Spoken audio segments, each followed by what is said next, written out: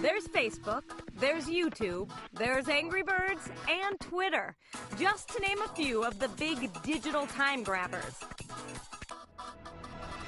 With so much out there vying for people's attention, what can a small business do to get noticed? We're a daily newspaper. We've been here since 1938. Silas Lyons is the editor of the Writing Searchlight Record in Northern California. When he was drafted to manage the online version of his paper in 2006, he wasn't much worried about getting people to find his site. We looked at our audience and we said, we don't have an audience problem. We're growing the audience pretty rapidly. We were hitting a little under 1 million page views a month at that time. In those days, success was measured by the number of eyeballs on your site. And back then, the numbers were good. With hindsight, however, Silas says there was another problem which they didn't recognize. People are simply coming to Reading.com, getting their news and going away. Today, that kind of low-level engagement just isn't good enough to grow a website. Silas says he needs his customers to be loyal members of the site, to be ambassadors, spreading the word, and even to be busybodies, sharing their views. Hey, there's value in people sharing our content. There's value in people commenting. All of those things are, really strong indicators that, okay, now we're getting more engagement. For big trendy sites like Facebook, YouTube, and Twitter, engagement is considered the key to growth. But how does a small, low-tech business get people to interact and be engaged? And we're really replacing words like loyalty or participation with the word engagement. We want to look at a more holistic view of how a consumer or an employee behaves and interacts with the business.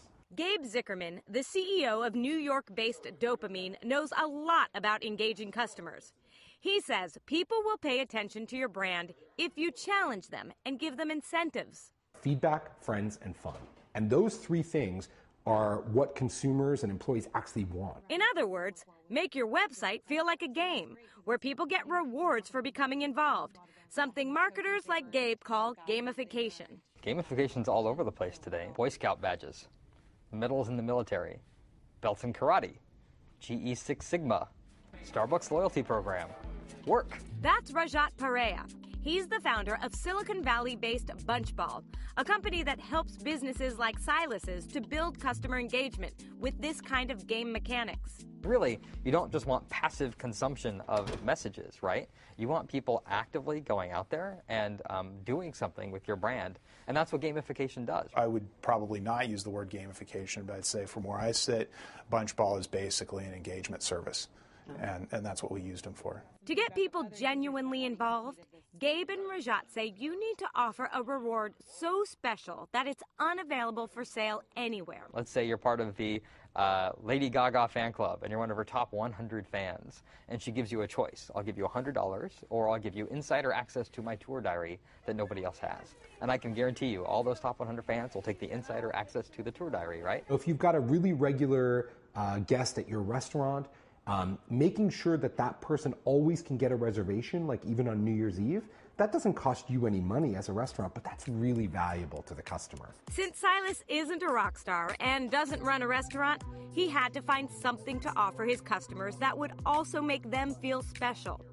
That's why he turned to Bunchball for help. Rajat Pareya was one of the people who first thought of the applications for game mechanics beyond the traditional game environment. Rajat suggested letting the readers vote on each other's postings so they could identify whose commentary was the most respected. And one little light bulb lights up. Literally, and next to Joe's comment now, and it has a number 1 in it. One person thought that his comment was insightful, right. And that stays with the comment. And by using this reputation system, the idea would be that the entire community could work together to determine who should we pay attention to. As each commentator gets more votes, they receive trophy badges, letting other readers know who's most popular.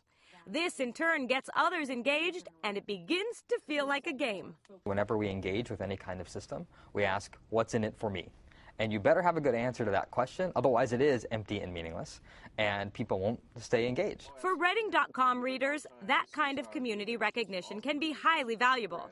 but it's also something that can't be bought for money. We were hitting a little under 1 million page views a month at that time in 2006. And today, over this summer, we crossed the 6 million mark. It's been a very rapid increase in how much people are actually using that. So part of what gamification is doing is it's challenging this marketing concept that we need to give people discounts all the time to get their action. For a business like Silas's, this kind of engagement pays back in the form of advertiser revenue. Implementing what we did with Bunchball, we saw about 25% increase in the volume of comments on our site. It doesn't replace the need to make a great product, but a great product alone is insufficient to cut through the noise in today's market.